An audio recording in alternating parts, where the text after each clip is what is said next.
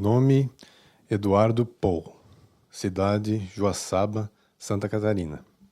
Pergunta: a cada dia que passa, vemos um mundo mais caótico, no qual manter a sanidade mental se torna mais difícil a cada dia. Como abrandar nossos corações e conseguir manter a fé? O interessante, boa pergunta também do Eduardo, é que parece que a gente está com mais dificuldade de manter a sanidade mental. E o que aconteceu mais recentemente é que foi rompida a ideia de um padrão convencional do que seja sanidade mental.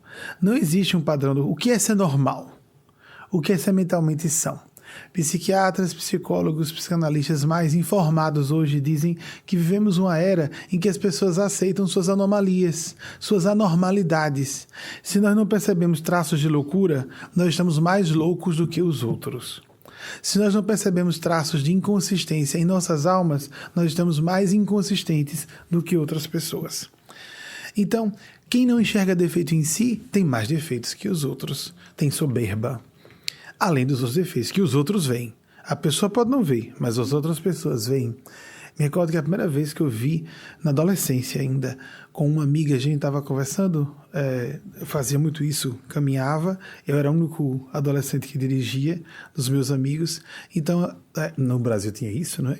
De adolescentes dirigirem, então andando e o pessoal conversando, e eu gostava de pedir que, quando ficávamos num grupo mais íntimo, que a gente se abrisse, vamos falar dos próprios defeitos. Aí uma amiga não conseguia falar de seus próprios defeitos. E eu achei que era questão de vergonha, né? Não, ela tá acanhada de falar dos próprios defeitos, porque a gente vê alguns, como é que a pessoa não enxerga nenhum nela própria? Estou falando de ver os defeitos dela, né? Tem outros que são mais escondidos.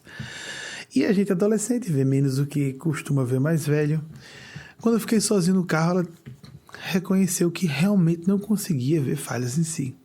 Então, foi a primeira vez que eu vi esse distúrbio e eu achei que era raro. Não é não. Tem muita gente que, se for muito franca consigo mesma, ela vai dizer, ou ele vai dizer, que no fundo aquela raiva foi justificada, aquele orgulho não é orgulho, é dignidade, que aquele ciúme não é ciúme, é proteção do que é seu, e que aquela preocupação não é paranoia, é uma preocupação justa, e a pessoa acaba achando só que é vítima e especial e o mundo é que não presta. Como disse Sartre, o inferno é o outro. O contrário do que Jesus disse. O mundo está caótico para que a gente desenvolva a nossa inteligência em vários níveis. No passado, as pessoas eram mais sãs? Será mesmo?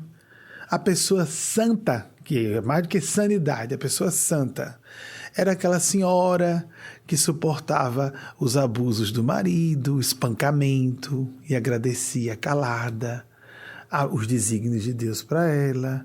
O homem puro, reto e santo era aquele que só vivia para o trabalho, para casa e nunca tinha momentos de lazer. Isso é sanidade ou loucura? O mundo no passado era mais simples. Significa que as pessoas eram mentalmente mais sãs?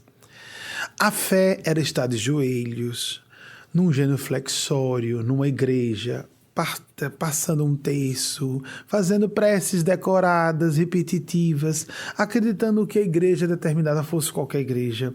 O padre falou é a verdade, falou está dito, está na Bíblia, com a interpretação de quem estava lendo a Bíblia, está dito para sempre. Isso é maior lucidez. Vamos falar, em vez de sanidade mental, lucidez. Porque o que é loucura se não desconexão da realidade? O mundo fica caótico, a ciência da complexidade, a ciência do caos fala sobre isso. Nós encontramos uma desordem num certo nível para buscarmos a ordem no nível mais elevado. Sempre que entramos numa crise existencial, estamos sendo convidados a passarmos para um nível de percepção mais agudo. Porque senão, a gente ficaria acomodado. Então o mundo é mais caótico, o mundo é mais confuso, para que a gente seja mais inteligente, não só racionalmente, mas em termos de maturidade psicológica e espiritual. É um presente de Deus, uma confiança de Deus em nossa pessoa, em nossas pessoas, e também como coletividade. Houve um tempo em que era só obedecer às regras sociais, estava tudo certo. E havia hipnoses coletivas mais facilmente, loucura coletiva, como Hitler.